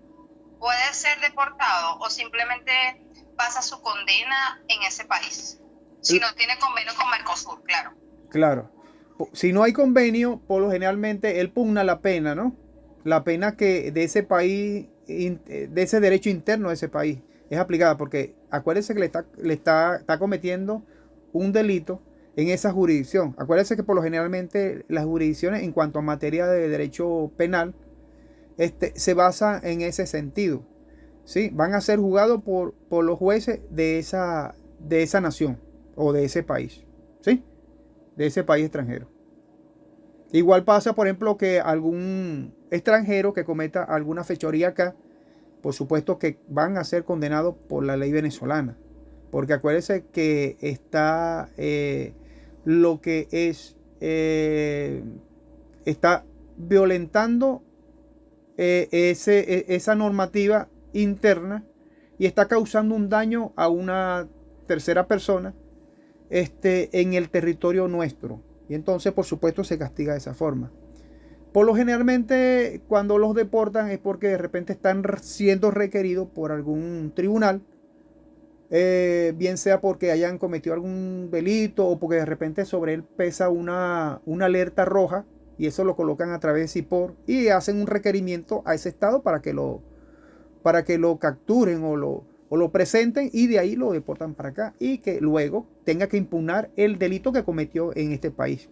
Más o menos así es la situación en cuanto a la parte penal. ¿Sí? Ah, ok, perfecto. Sí, porque yo viví un tiempo en Argentina. Ok. Y tuve la curiosidad que ella era uruguaya. Ella estuvo detenida. Claro, ella no es de aquí de Venezuela, pero sucedió algo similar. Estuvo presa en Argentina y después ella, su país, la llamó pues y quedó en su país libre. Entonces por eso pregunto si en este país es igual. Generalmente, por ejemplo, si el delito tú lo cometiste en esa jurisdicción, es decir, en ese país extranjero, le estás lesionando un derecho a la persona de ese país, X personas, y por supuesto tienes que pagar de acuerdo al de ese derecho interno de ese país. Entonces, una vez que hayas pagado esa condena y todo eso, lo ponen a la orden, por lo general, a través del organismo competente, y ahí es que pueden proceder después que ellos hayan sido condenados a la orden del connacional, por decirte algo, ¿no? En los tribunales competentes, siempre y cuando, por supuesto, sobre esa persona, repito, haya una orden de captura, una orden de alerta, ¿no? Una alerta roja por CIPOR y que esté debidamente requerido por esa situación. Por lo general, el Estado extranjero le indica o le dirige a través de un oficio, oficiando al país nuestro, a nuestros connacionales, ¿sí? A los tribunales, por lo generalmente a través de la República, del TCJ, que es el órgano encargado de impartir la justicia, para que esa persona sea trasladada pues, para acá, para Venezuela, sea deportada por esa misma situación. Sí, una vez, por supuesto, una vez que sea debidamente ubicado, debidamente neutralizado, por decirlo de esa forma, y que esté siendo requerido. Esas son las condiciones para que, por lo general, se dé esa parte de la exportación, de la deportación, sí. Ajá. Dime, Castillo. No me quedó claro. Dime, Castillo. Que hay por ahí una imagen. Ok. Bueno, seguimos. Entonces yo le estaba hablando mucho sobre lo que es la parte. Me imagino que alguien habrá escuchado lo que se llama el exequatur, ¿sí? O el exequatur. Esa es una, como le está indicando, es una sentencia extranjera que produce efecto en el territorio nacional. Y la competencia y procedimiento para conocerla del exequatur está en el 850, el artículo 850 del Código de Procedimiento Civil, que está parcialmente derogado por la Ley de Derecho Internacional Privado. ¿Sí? El exequatur generalmente, por ejemplo, en estos casos de divorcio que estábamos hablando, sobre esas sentencias extranjeras. ¿Me escuchan? Ok. Seguimos. Sí, profe, disculpe. Señor. Dijo que estaba en el 850 es del correcto, Código Civil. del Código de Procedimiento Civil. Ok. El CPC. Gracias. Ok. Pero este artículo está parcialmente, no está totalmente derogado, está parcialmente derogado por la ley de derecho internacional privado, ¿sí? Está por encima más bien la ley de derecho internacional privado. ¿Aló? Ok. ¿Me escuchan? Sí, profe. Sí, profe. Ok, muchachos. Sí, profe. Ok, vamos a hablar un poquito de la eficacia de los actos y autoridades extranjeras. Vamos a hablar de este mismo artículo 850 del Código de Procedimiento Civil, que corresponde a la Corte Suprema de Justicia declarar la ejecutoria de la sentencia de autoridades extranjeras, sin lo cual no tendrán ningún efecto, ni como medio de prueba, ni para producir cosas juzgadas, ni para ser ejecutadas. Solo las sentencias dictadas en países donde se concede la ejecución a la sentencia firmes pronunciadas por tribunales venezolanos, sin previa revisión en el fondo, podrán declararse ejecutorias en la República. Tal circunstancia deberán ser aprobadas con un instrumento fehaciente. Ya. Ok. El artículo 852 es del mismo Código de Procedimiento Civil. Está relacionado a la parte de la solicitud, esa parte de la solicitud de exequatur, es decir, esa sentencia extranjera que habíamos hablado anteriormente, ¿sí? Y que se presentará por escrito, en el cual se expresará la persona que lo pida, por su domicilio o bien sea por su residencia. La persona contra la cual haya de obrar esta parte ejecutoria y su domicilio o residencia. La solicitud deberá acompañarse con la sentencia de cuya ejecución se trate, ¿no? Con la ejecutoria que se haya librado y la comprobación de los requisitos indicados en el artículo precedente. Todo en forma auténtica y legalizada por la autoridad competente. Seguimos entonces el artículo 853 del Código de Procedimiento Civil, que establece que la persona que haya sido o contrata para obrar en la forma ejecutoria será citada conforme a las disposiciones de ese título cuarto y el capítulo cuarto de ese libro primero de este mismo Código de Procedimiento Civil. Hay unas normativas que ellos tienen que cumplir acá. A fin de que conteste la solicitud dentro de 10 días siguientes a las indicadas en la tablilla que se refiere al artículo 192. ¿Sí? ¿Me escuchan? Sí, profe, estamos aquí. Ok, vamos un segundito. Profe. Señora, señorita. Eso que usted acaba de leer es el artículo 853. Este es el 853 del Código de Procedimiento Civil. Ajá, porque lo último que usted dijo fue a que se refiere al artículo 100, ¿qué? Al artículo 192 de esa misma ley. Sí, mismo. Ajá, de ese mismo código, pues. Sí, listo. ¿Listo? Ok, ya. Entonces, muchachos, vamos a pasar lo que es la parte de la evolución histórica. Ya ese tema vamos a tratar en lo posible porque esa es historia, ¿eh? La evolución histórica de los distintos sistemas doctrinales, esto es historia. Vamos a trabajar lo que es la parte, ahorita estábamos trabajando lo que es la parte, la naturaleza y los objetos. Ahora vamos a pasar lo que es la parte de la fuente. ¿Sí? ¿Aló? Ok. Profe, lo escuchamos. Ok. Vamos a pasar la fuente. Entonces, según la ley la ley de derecho internacional privado, ok, vamos a entonces, por lo general, la fuente del derecho internacional privado se refiere, muchachos, a los tratados y a las fuentes supranacionales, la legislación, la doctrina y la jurisprudencia como fuentes nacionales. El sistema venezolano de derecho internacional privado, su fuente y características en cuanto a las tentativas de reforma y proyecciones futuras. Ok,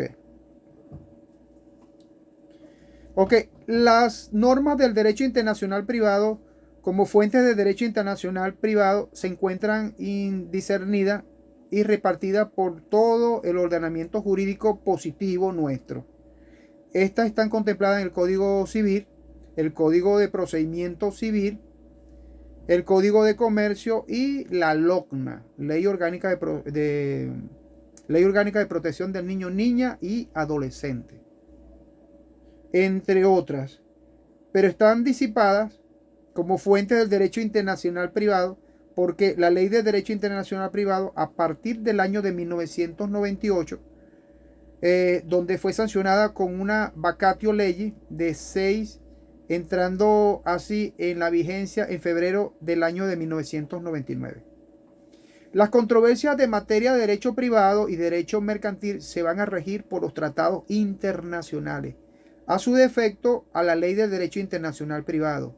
La analogía, que es lo que estudiamos anteriormente, que nos estamos refiriendo a la analogía o a los principios universales de derecho internacional privado que estén válidamente consagrados, ¿no? Adquiridos, según lo establece también el artículo 1 de la Ley de Derecho Internacional Privado. Los tratados internacionales están referidos a cualquier tratado internacional que se disponga en materia de derecho internacional privado, por supuesto, tales como el Código de Bustamante. ¿Alguno ha escuchado el Código de Bustamante, muchachos? No, profe. Ok, yo se los voy a enviar por allí también. Ese es un código que establece normativas internacionales en cuanto a la parte de contrataciones mercantiles, comerciales, y es muy importante. Eso se maneja a nivel internacional. Ese código. Es como decir el Código de Comercio nuestro acá, pero a nivel internacional. Pero también se maneja de la norma interna. Esta es una norma interna, pero a través de los convenios que se hagan en la parte del comercio, en la parte del marítimo, que eso también lo vamos a ver. En fin, todo lo que tenga que ver con el comercio se refiere a ese Código Bustamante. Es un derecho de normativas privadas, de derecho internacional privado.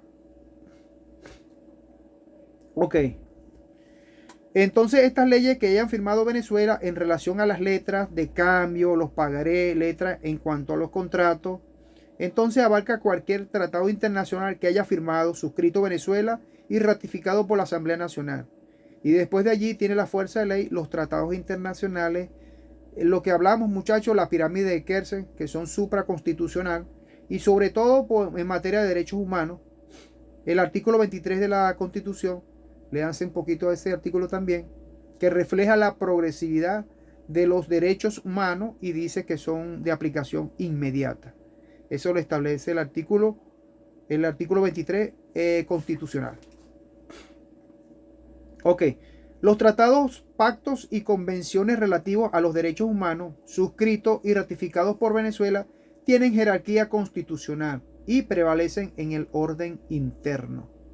En la materia en que contengan normas o en la medida que contengan normas sobre su goce y ejercicio más favorable a las establecidas por esta Constitución y la ley de la República, y son aplicación inmediata y directa por los tribunales y demás órganos del poder público. Además existen, muchachos, normas del jus cogens. ¿Han escuchado esa terminología? El jus cogens. El jus cogens. El jus cogens no es más, muchachos, que es la norma del derecho de gente en el derecho romano, ¿no? El jus cogens es una locución latina empleada en el ámbito del derecho internacional público para hacer referencia a aquellas normas de derecho imperativo o perentorio que no admiten ni la exclusión ni la alteración de su contenido. de tal modo que cualquier acto que sea contrario al mismo será declarado como nulo.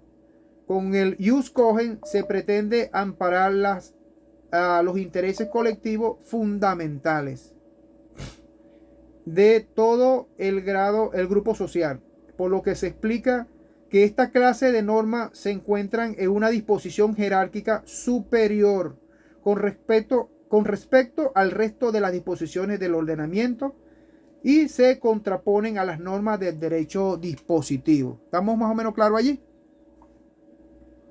El jus cogens, acuérdense muchachos, que es el derecho de gente. Yo me imagino que ya todos, bueno, ya estamos terminando el año, es decir, la carrera, y ya me imagino que ya ustedes saben que es el derecho de gente, el jus cogens. Esa es una frase en latín del derecho romano. Ok. En el artículo 53 de la Convención de Viena también, acuérdense que vamos a trabajar las convenciones también acá, trata sobre los derechos de los tratados, el que define el jus cogens, que es lo que estamos hablando anteriormente, como el conjunto de normas imperativas de derecho internacional general, establecida por la comunidad internacional de estados en su conjunto. Las normas del jus cogens no pueden ser derogadas, muchachos, salvo por otras normas del mismo rango. Cualquier tratado internacional contrario a una norma del jus cogens es nulo. La importancia del jus cogens o derecho imperativo internacional se deriva de su contenido. Así que sus normas protegen valores esenciales compartidos por la comunidad internacional. Se puede decir que el jus cogens es la encarnación jurídica de la conciencia moral de la sociedad internacional. Entonces, podemos decir que son normas imperativas del derecho internacional privado que no admiten pacto en contrario. No es necesario que estén en ninguna constitución o que las hayan sacado de alguna constitución para que el concierto de naciones se respeten a este país que haya violado las normas del derecho internacional, ya que nunca lo va a respetar. Siempre va a ser un estado forajido el país que viole las normas de los derechos humanos, porque son normas del jus cogens, las normas del derecho internacional, que no admiten bajo ningún concepto el pacto en contrario. ¿Sí se entiende esa parte?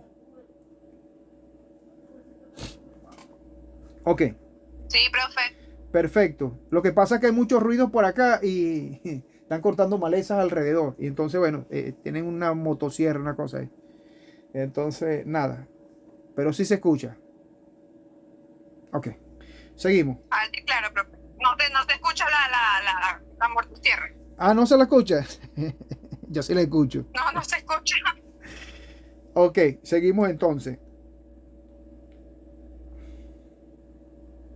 Ok. En cuanto a la materia académica de los derechos humanos, fueron clasificados en primer grado, segundo grado y tercer grado. La clasificación para facilitar el estudio de los derechos humanos, solamente por eso, porque los derechos humanos económicos, políticos y sociales están en el tercer nivel junto con el derecho a la vida, el derecho a los alimentos, el derecho a la salud, que conforman un solo derecho, incluyendo el derecho al trabajo. El artículo 23 de nuestra Constitución Nacional, ¿verdad?, establece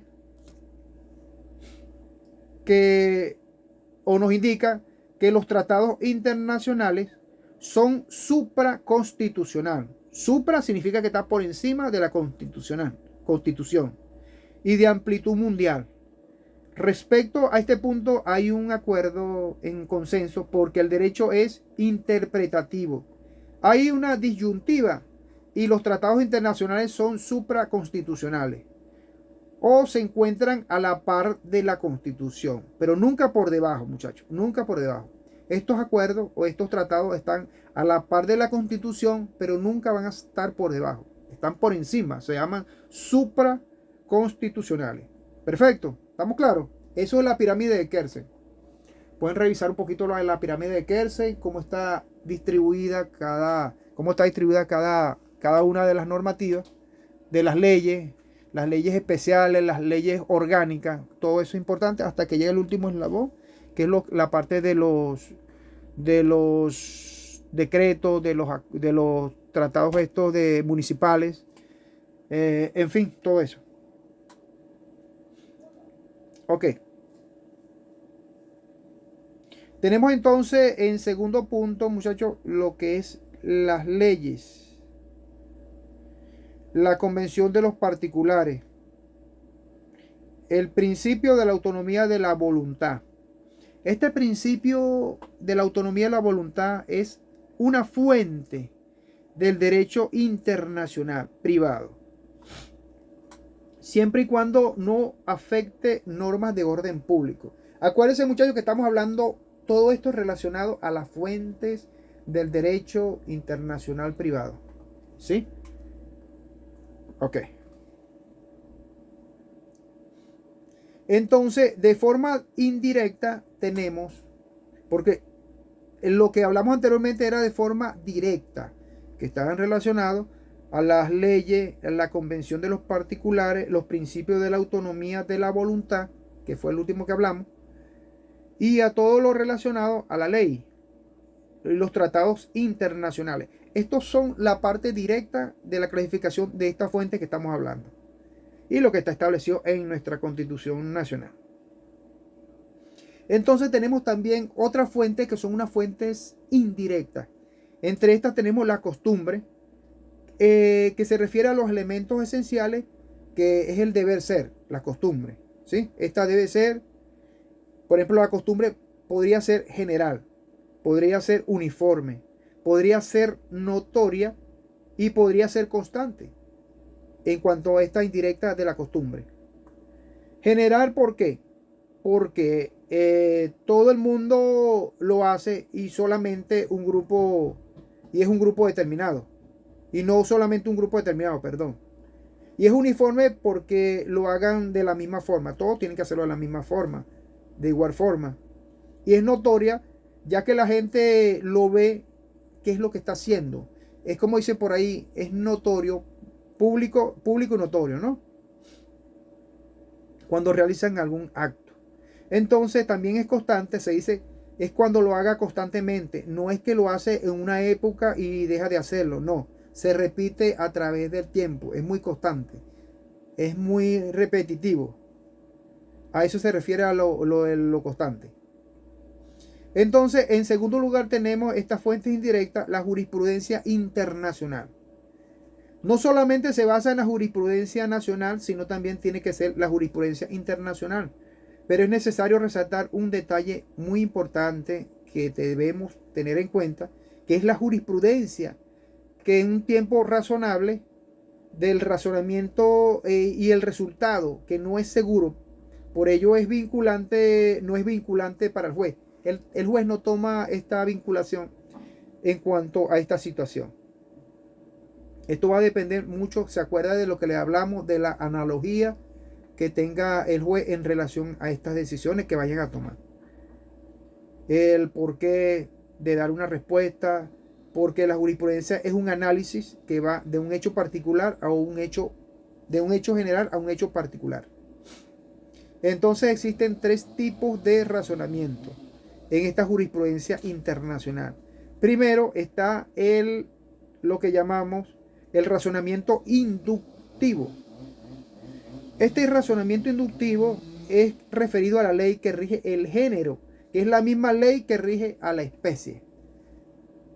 Es una modalidad del razonamiento que consiste en obtener conclusiones generales a partir de premisas que contienen datos particulares o individuales. Segundo término tenemos el deductivo. Esto está referido a la ley que rige la especie en la misma ley que finge el género.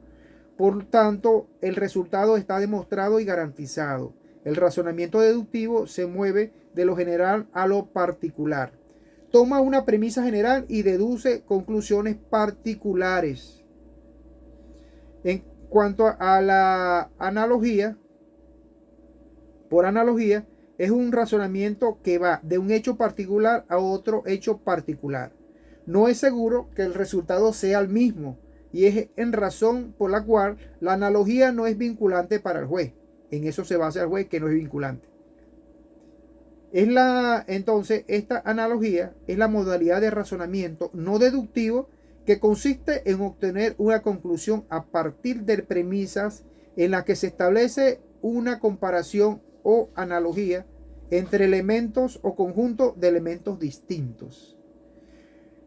Asimismo, la analogía de la jurisprudencia se puede aplicar porque la analogía no es vinculante para el juez. Es que es lo que nos preguntamos. Entonces, porque la analogía y la jurisprudencia, para que se pueda dar, tiene que existir la igualdad de las circunstancias de modo, tiempo y lugar.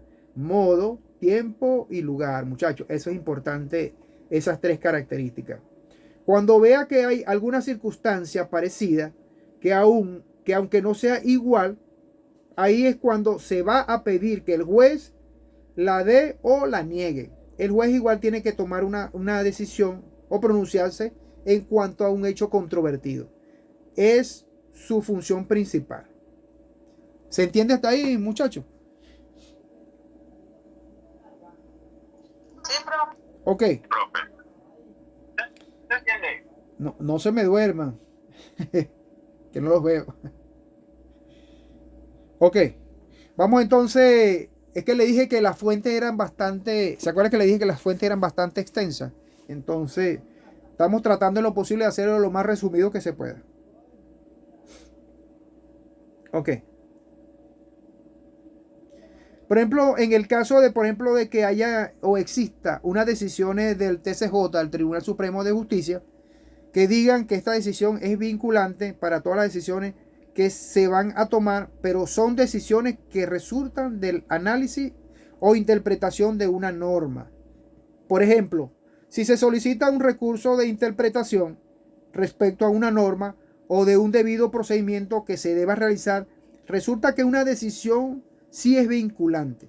Eso se evidencia en una partición de bienes de una relación de hecho. Por ejemplo, en el caso de un concubinato, que ahora es una relación estable de hecho, se le dice así, según el tribunal. Y bueno, la ley. Entonces, ¿qué pasa, muchachos? Se requiere entonces primero una acción mero declarativa en este caso. Entonces, si existe una analogía, como la fuente indirecta del derecho internacional privado es única y exclusivamente es nada más referencial. Tenemos otra fuente indirecta, vamos que ya sería ya como la última, ¿no? La última de este eslabón, que se refiere a la doctrina. La doctrina son estudios de las áreas que hacen los estudiosos de una materia en particular. En este caso, por supuesto, si estamos hablando de derecho internacional privado, nos estamos refiriendo a esa normativa de derecho internacional privado. Es decir, ¿qué piensan los distintos juristas respecto a los distintos temas de derecho, respecto a las distintas normas, ya que carece de toda fuente de fuerza obligatoria? Aunque es importante, muchachos, que esta fuente, en medida de su naturaleza, tome lo que es la parte del derecho, su valor, y dependa del prestigio del jurista que ha emitido o formulado esta doctrina. Ok. El orden de prelación de las fuentes del derecho internacional privado. Ese es otro punto en relación a la fuente.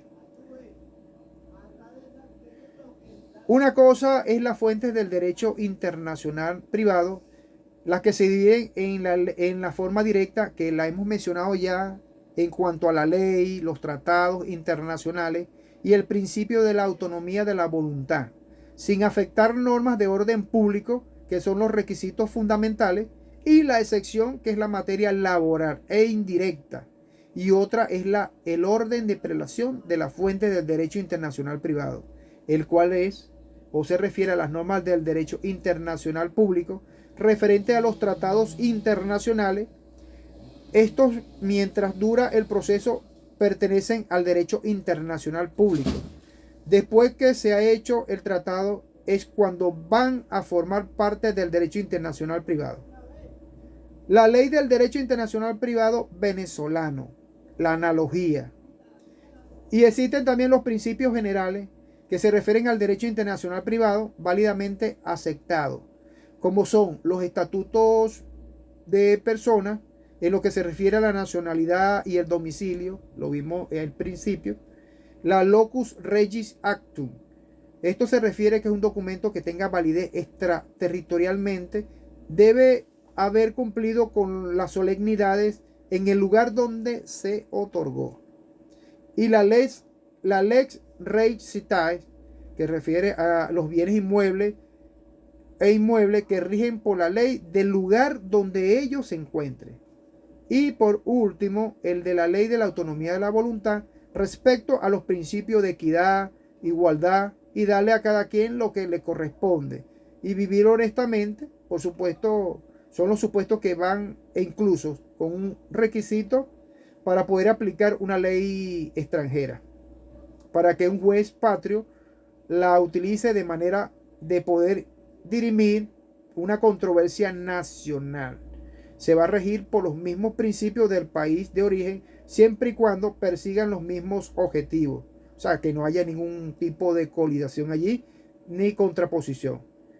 Acuérdense que los países por lo generalmente tienen por naturaleza lo que es la parte de las colaboraciones entre sí para mejorar la situación del país, situaciones entre estados.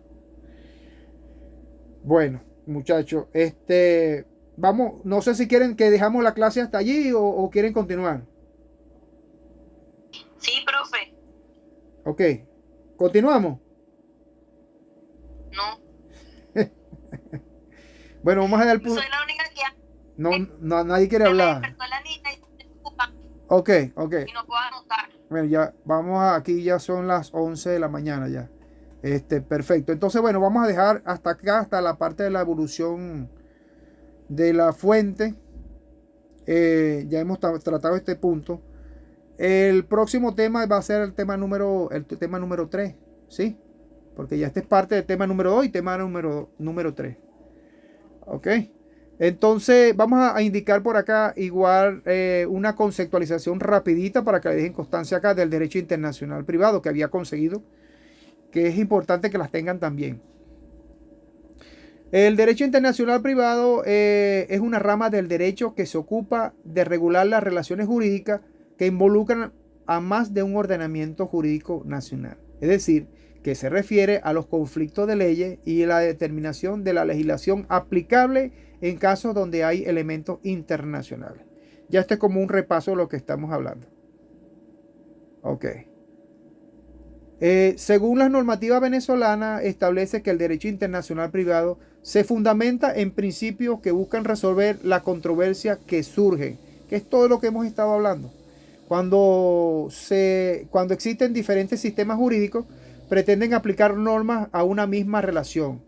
En nuestro Código Civil venezolano y otras normativas se encuentran disposiciones que regulan aspectos como la nacionalidad, el estado civil de la persona y la capacidad para actuar en el ámbito jurídico. Según Juan María Rouvier, que es uno de los autores, es decir, de uno de los autores, ¿sí?, que hemos recomendado en estos estudios, que incluso aparece en la bibliografía, este señor Rouvier, Juan María Rouvier, define al derecho internacional, que es una disciplina como la que se ocupa de los problemas jurídicos que se presentan en situaciones donde se cruzan diferentes jurisdicciones. Una de sus contribuciones más relevantes en el análisis de los métodos para la resolución de conflictos de leyes y determinación de competencia judicial internacional. Establece también este mismo autor que el enlace que permite amortizar las normas de diferentes países, garantizando que se resuelva la relación jurídica de forma más justa, adecuada y se respete los derechos y obligaciones derivados de las diversas normativas. Hay otro autor que se llama José Luis Bonen Mason. Este es también uno recomendado en la bibliografía. Él da su opinión referente a lo que es la conceptualización de este tema. Aborda el derecho internacional privado desde una perspectiva que garantiza la importancia de las fuentes del derecho, así como la necesidad de equilibrio entre diversos ordenamientos. resalta que el derecho internacional privado no solo sirve para resolver conflictos de leyes, sino que también contribuye a la previsibilidad de las relaciones jurídicas internacionales, facilitando así el comercio y las interacciones entre individuos y entidades de diferentes países. Se configura además como una herramienta esencial para la resolución de conflictos en un mundo cada vez más globalizado, donde la interacción entre los diferentes sistemas legales se vuelven inevitables. Bueno, muchachos, vamos a dejar entonces la clase hasta allí. Y nada, los próximos temas se los voy a enviar para que estén pendientes con esta materia. ¿Me escuchan? Sí, profe. Ok, Gracias, profe. Perfecto. Dejo constancia de la asistencia para todos, muchachos. Perfecto. Bueno, que tengan buen día. Que tengan buen día y excelente almuerzo. Estamos entonces en contacto. Feliz fin de semana. Cualquier duda, no duden en escribirme, de verdad. Estamos a la orden. Cuídense. Feliz día. Chao. Chao.